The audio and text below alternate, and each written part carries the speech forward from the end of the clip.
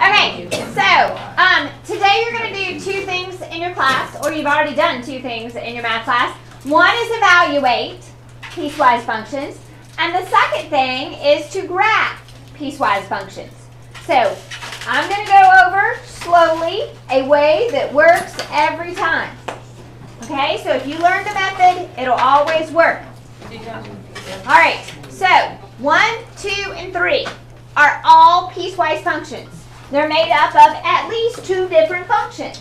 And then we define them over different intervals for x. So if I give you a value, you have to figure out which function does this get plugged into. That's your first step. Which one of these pieces do I plug this x value into? Okay, so let's look at number 1. For each one of these, we're going to evaluate each function for two different values. An x value of -2 and an x value of +4. So if we look at the first one, k, function k, the first thing we're going to do is evaluate it for an x value of -2. All right, so we have to look at these two intervals. The top one is for x values that are less than or equal to -1, and the bottom function is for x values that are greater than -1. So -2, will it get plugged into the top or the bottom? Top. Because -2 is less than -1. So this gets plugged into the top. So by plugged in, what I mean is, wherever there was an x, now I put in a -2. That's what I mean. All right, so now we simplify what we have left. You can use your calculator to do this, or you can go -2 squared is 4. 4 times 2 is 8. And 8 minus 1 is 7. So when I plug in -2, I get out 7. Okay, now the next thing I'm asked to find, and I'm going to give myself some more space on this graphing. That is not going to work. Hold on. I changed it to a right triangle because last period I got to teach right triangle trig again. That's so fun. Do y'all remember SOHCAHTOA? I hated that. All right. It was easy, but I hated it. All right. It's not like Hawaiian. It still sounds Hawaiian. All right. So now we're going to do 4. So k of 4. So same function, but now we're going to do 4. Will 4 get plugged into the top equation or the bottom equation? The bottom, because 4 is greater than -1. So 4 gets plugged into the bottom. So it becomes 3 times 4 plus 2. 12 plus 2 is 14. So k of 4 is 14. And that's how we evaluate piecewise functions. So it's a two-parter. First, you have to figure out which piece it goes into, and then second, you plug it in and evaluate. Okay, so next one. For each one of these, we're supposed to do -2 and +4. So we do p of -2. Now, this one's separated into these two pieces, a linear piece and a quadratic piece. -2, will that get plugged into the top function or the bottom function? The top. Okay. And the reason we plug it into the top one is because -2 is less than 0. That's why. So we get 2 times -2 plus 5. This is what we get when we plug in -2. -4 plus 5 is 1.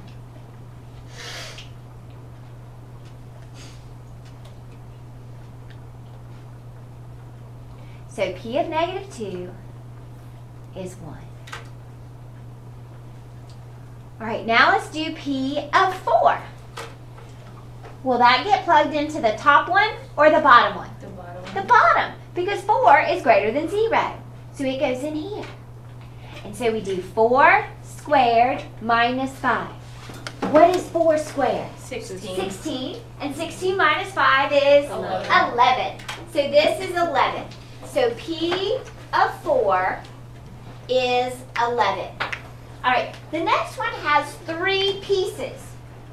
Well, we're only plugging in 2 values. So we don't even need all 3. We're only going to need 2 of the 3. I want you to try number 3. And if you're not sure what to do, I'd love for you to ask for some help.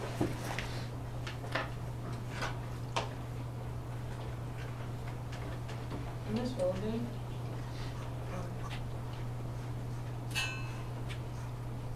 Yes, ma'am. What about this one?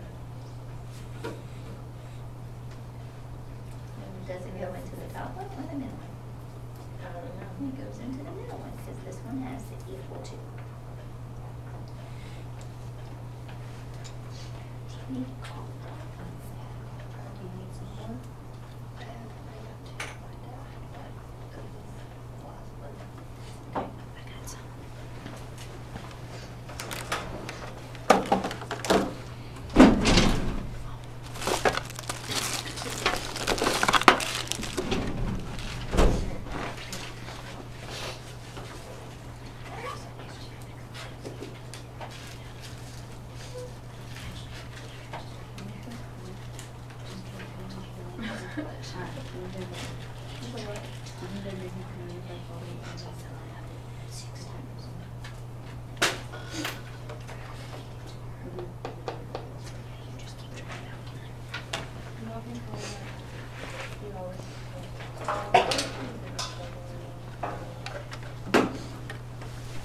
Okay, so this one, when we do -2, h of -2, so we got to figure out where it goes. Does it go in the top?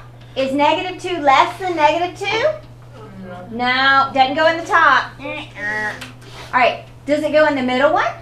Yes. Yes, because this is for x values that are between -2 and 3. And this time it can equal. Do you see the equal? -2. So this time it gets plugged into the middle one. 4 times -2 is -8. 4 times -2 is -8.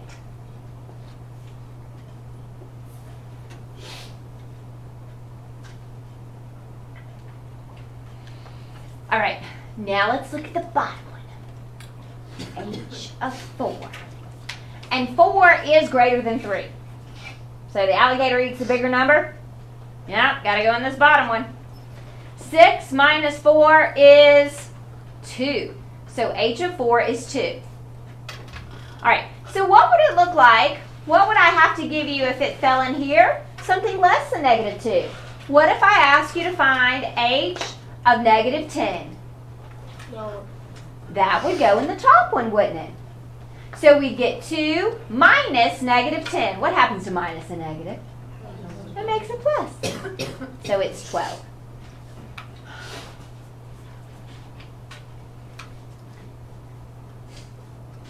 All right. Now the other thing you could see that I didn't give you an example of, but let me make up a new one. Let's do f of x, and you can just watch this one. So here's a piecewise function. I'm going to make it a 3-parter. All right, so the first one's going to be 2x minus 1 for x values that are less than or equal to -3. Then the next one's going to be 5 for x values that are between -3 and +1. And then the next one is going to be the square root of x plus 4 for x values that are greater than or equal to 1. Okay, so there's a function, a piecewise function that's made up of 3 different parts. So first let's do f of 5. F of 5. Top, middle, bottom. Which one? Bottom. Because 5 is greater than 1. So this one we get plugged into the bottom. And when we do, we have 5, the square root of 5 plus 4. 5 plus 4 is 9. And the square root of 9 is 3. Okay? Now, let's do f of -3.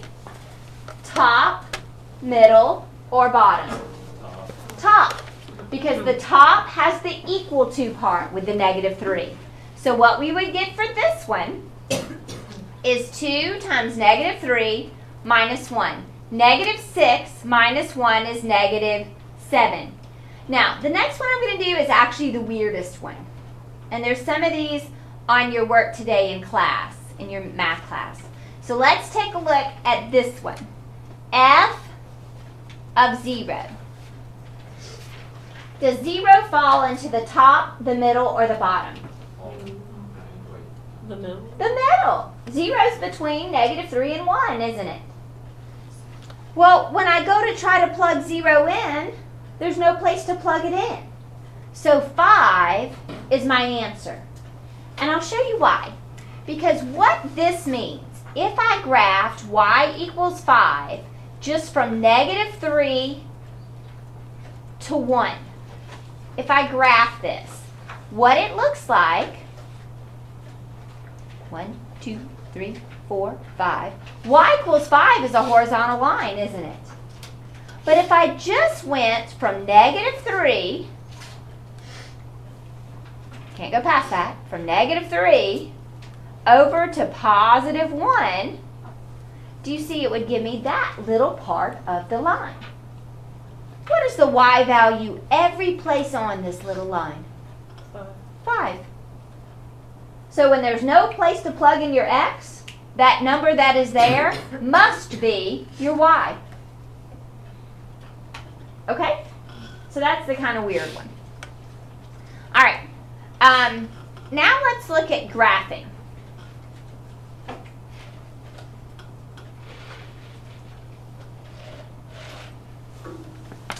Okay. I'm going to give you some foolproof ways that these will work. There's lots of different ways to do it. What you could do is you could graph the whole function and then go back and erase the part that you don't get to keep. The problem with that is it gets really messy, and when things get messy, I get confused. Do you get confused when they get messy? Okay, well maybe it's just me.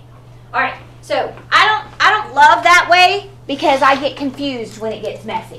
So this way I like. I like it when I treat this as a starting point. This is where this function gets to start. So this is an absolute value function, but it's going to start at where x is 2. And this one, this tells me which direction can I go from there. This is pointing which way? Left. So I'm going to start where x is 2, and I only get to go left. So if I plug in 2, to find the start, this tells me what my x is, but to find my y, I have to plug it in.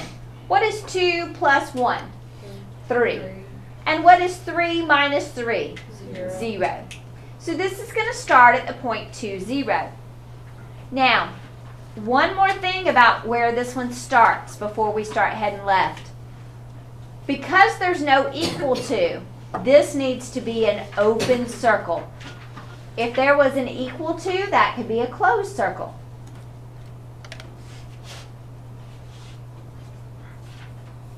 Okay, so I get to start right here, and because it's for x values that are less than 2, I only get to go left.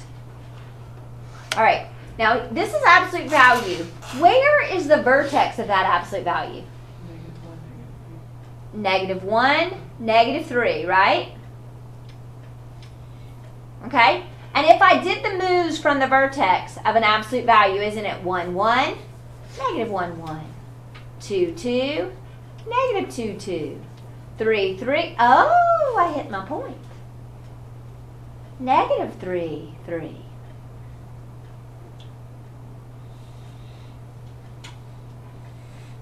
Okay, so I can't go any further than that point I started with. I connect it to right there.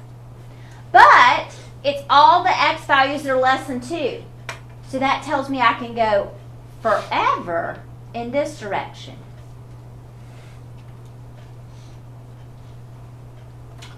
So this one had a starting point right here, and it goes forever left. Now the second one has a starting point too. So it's going to start at 2, but let's see if we get out the same y value. Sometimes we do, sometimes we don't. What is 2 minus 2? 0. What is 0 plus 4? 4. So I didn't get the same start. I got a different point. This one's going to start at 2, 4. So I go over 2, I go up 1, 2, 3, 4. Are those brackets? Or not too big? No, this is just a point, an ordered pair. All right, now this greater than symbol tells me I can only go right with this one. Now, this is a square root. Where does this square root start? At 2, 4, doesn't it? So this is just the starting point of a square root. And then the square root of 1 is 1. The square root of 4 is 2. So it just goes this way.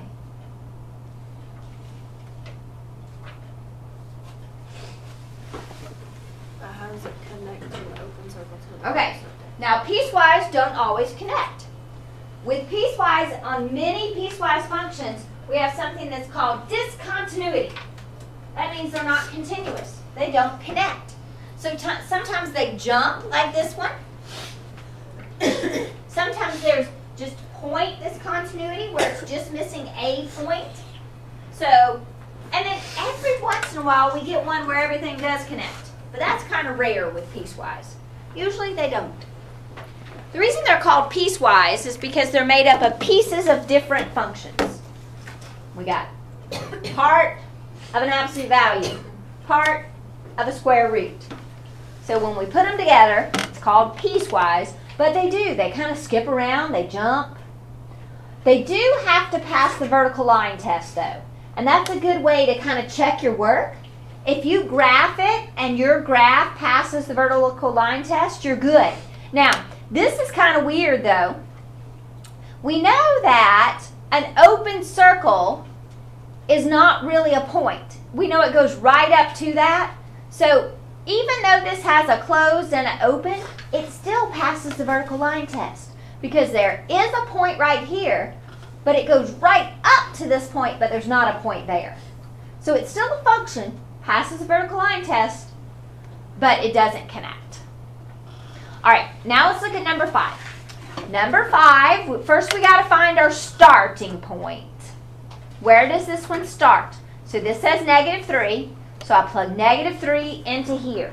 What is -3 minus 1? -4. Is that starting point going to be open or closed? Open. It's open because this has no equal to. So an open at -3, -4. Open.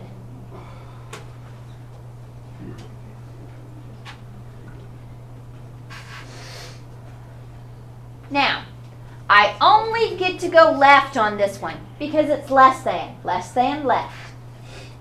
Less than takes us left. Now, if I look at this, y minus 1, excuse, that's not a y, y equals x minus 1. If I looked at just the top function, isn't that a straight line? Yes. And the slope is +1, so I'd go up 1, right 1, up 1, right 1, up 1, right 1. You guys notice I'm not graphing, am I? No. Because I don't get to go right, do I? You go left. I only get to go left. So I can't go up and right. I have to do the opposite of that. What is the opposite of up and right? Down and left. Down and left. So this turns out to be this tiny little bitty ray. And it goes on forever? It does go on forever. So even though it appears tiny on our graph, it's not really tiny because it goes on forever. Good point. All right. So now let's go to the next one. Let's find the starting point here. So for the second one, when we plug in the -3, oh, we got to do a little bit of work. -3 plus 1. -3 plus 1 is -2. But -2 squared is +4. But then we have to take the opposite of that, so it turns into -4 anyway. And -4 plus 2 is -2. You are welcome to use your calculator. You can punch that into your calculator, okay? So this one's going to start at -3, -2. Now, is this circle going to be open or closed? Close. This one's going to be closed because of the equal to.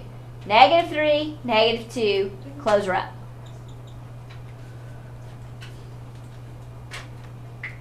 All right, so we know that's where it starts, and we know this one goes right. Now, if this were a line, it would be really easy, but it's a parabola. Where's the vertex of this parabola? -1, +2. -1, +2. -1, +2. Now, because of this negative out in front, we know it's going to go which way? Up or down? Down. That's not -1, +2. That's why everybody was looking at me funny. But we're still gonna go down, so. We are. Okay, so because it goes down, 1 squared is 1, but then I go down. -1 squared is 1, but then I go down. 2 squared is 4, but then I go down. That takes me right to this start point. And then on this side, so this one goes up like this and then comes back down.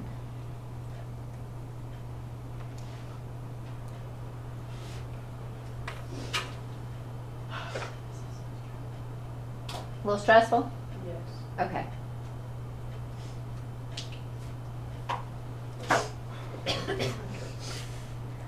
That's why we built in some review days for this. It takes a little while for our brains to kind of completely wrap around what's going on with piecewise. And we know that. That's why after Monday is our last new thing, and we don't quiz till Friday. Well, we don't. We quiz on Wednesday in here. Regular class Friday, Wednesday in here. I think it would have been smarter to spend 2 days at a time instead of learning one thing and then learning everything else and then going back and learning it again. We do spend 2 days on one of them back to back, and I can't remember which one it is.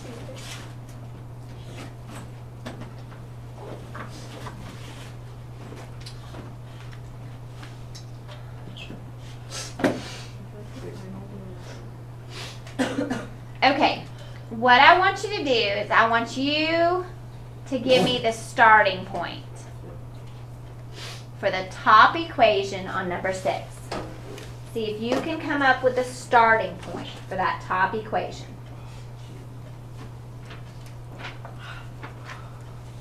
The ones below are harder. Huh? Are the ones below harder?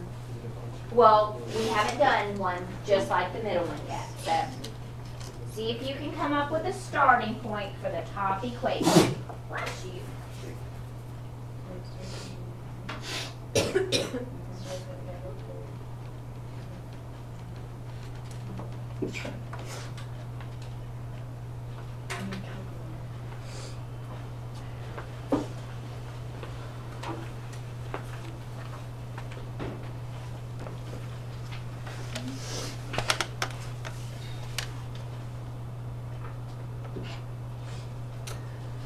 All right, when we plug in -3, did you get out 7?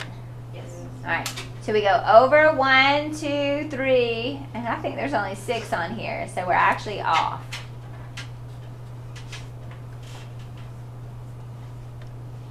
So 7 would be one more higher.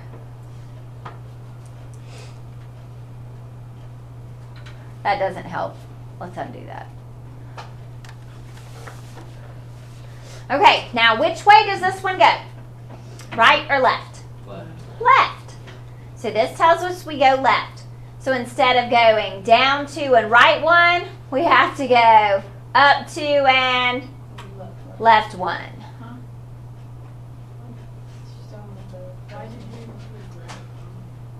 I need to change that to where it fits on the graph better. Yeah. I say we skip it and do 7. Can I just pretend that it fits on the graph? Sure. So that one goes off that way. Craziness. Now, the next one is actually easier because when it has two, it looks scarier, but they're really easier because it doesn't just give us a starting point, it also gives us a stopping point. We have a start and we have a stop. So when we plug in the -3, it gives us our start. -3 plus 3 is 0, so we get 0. But we also have a stop. When we plug in the 1, what is 1 plus 3? 4. And the square root of 4 is 2. But because there's a negative out in front, it is -2.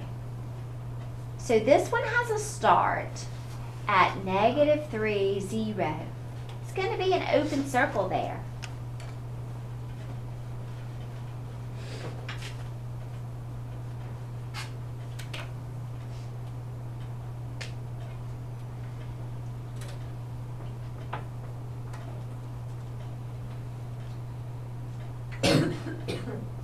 But it also has a stop at 1, -2. Starts here, stops there. Is the point in between a close? Both of these are open because no equal to, no equal to. Yeah, but the problem is in square root. So You're right. So the points in between are closed, yeah. All right, so now that we know that this is a square root, it opens down. So the square root of 1 is 1, but we got to go down. The square root of 4 is 2, and that's our other point. So we just kind of connect those in that cute little curve.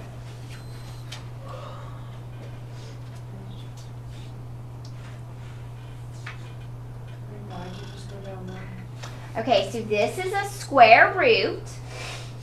So we go to our starting one right here. Go to the start, and we have to graph a square root. So the square root of 1 is 1, but because of the negative out in front, I have to go down. The square root of 4 is 2, but because of the negative out in front, I go down. And then that gives me the curve for my square root. Okay, which part do you put the open circles at?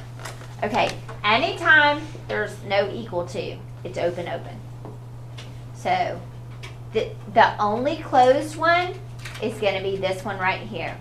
And I know it's closed because it has the equal to.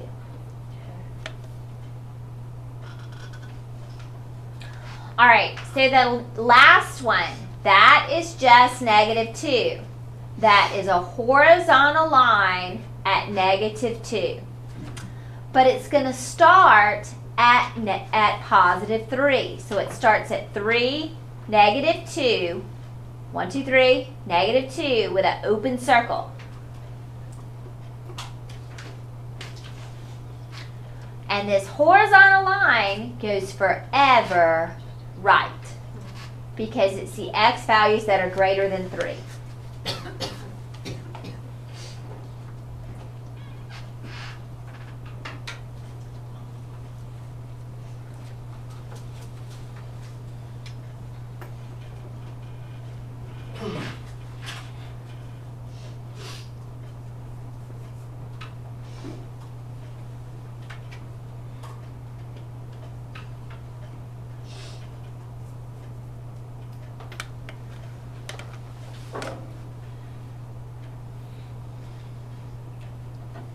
Okay, looking at y'all, I can tell you're trying really hard, but this, from what I see, this is hard.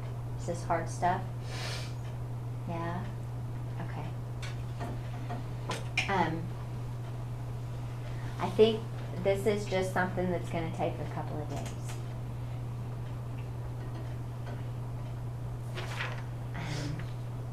Let's take a look at G, and we're just going to do it one little piece at a time. I'm going to change colors this time. So the first thing we're going to do is this first one. All right, it's got the equal to. So since it has the equal to, is that first dot going to be solid or open? Solid. Okay, so I know I'm going to start with a solid.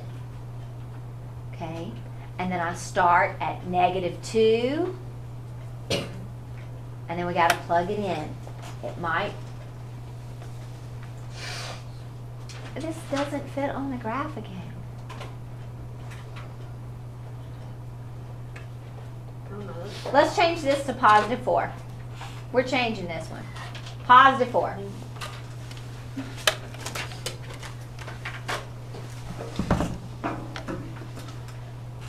Okay, so when I plug in negative 2 now, negative 2 plus 5 is 3. What is 3 squared? 9. But there's a negative out in front, which makes it negative 9. And negative 9 plus, because we all change this to plus 4 is negative 5. Okay, now that fits. Negative 2, negative 5, close circle.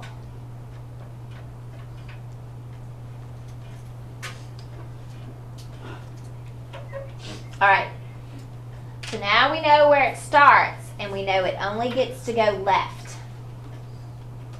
Only goes left. Okay, so where is the vertex of this parabola? Negative 5, positive 4. So with a parabola, 1 squared is 1. But there's a negative out in front. So what does that tell me to do? Go down. 2 squared is 4, but I gotta go down. 3 squared is 9, but I gotta go down. So I hit this point that I started with. So this parabola, I can't draw this going up like this. Mine's going terrible. Actually, that's not bad at all.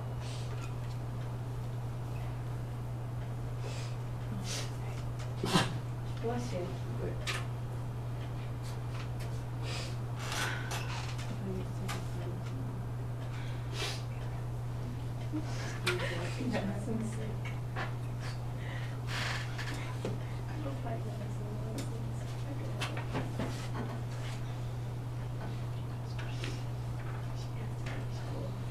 All right, the next one has a start point and a stop point.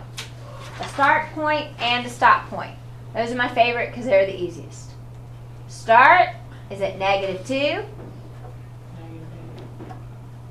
These are awful. And then a start would be at 2, 4. Start and stop. So negative 2, negative 8, open circle down here. And then positive 2, positive 4.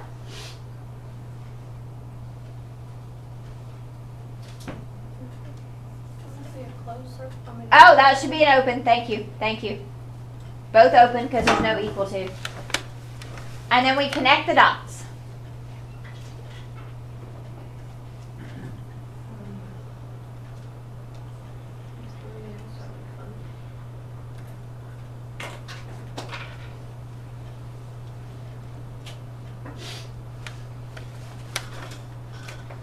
This was a straight line. Straight lines are the easiest. You're going to notice in class today you have a lot of straight lines. Wait, we do? I gave you a bunch of straight lines. Well, I kind of didn't start with more because I kind of did really late. Okay. All right. Now this one, we plug in the 4 to figure out our starting point. 4 minus 4 is 0. Plus 1 is 1. So this one's going to be open circle at 1, 2, 3, 4, 1. Now, that is also the translation point for this cubic. It's also the translation point. But I only get to go right. So because this point is already the translation point, I don't have to graph the translation point because I just did. And I go right. 1 cubed is 1. 2 cubed is off the graph. Whee! Wait, why do you go right? I go right. Okay. The reason I go right, it's pointing left, isn't it? But to just look at the way it's pointing, the X has to come first. So if I rewrote this with the X first, the alligator always eats the bigger one. So it looks like that. Okay? So if we ever trick you up and don't give you the variable first, rewrite it so you can tell which way it's going.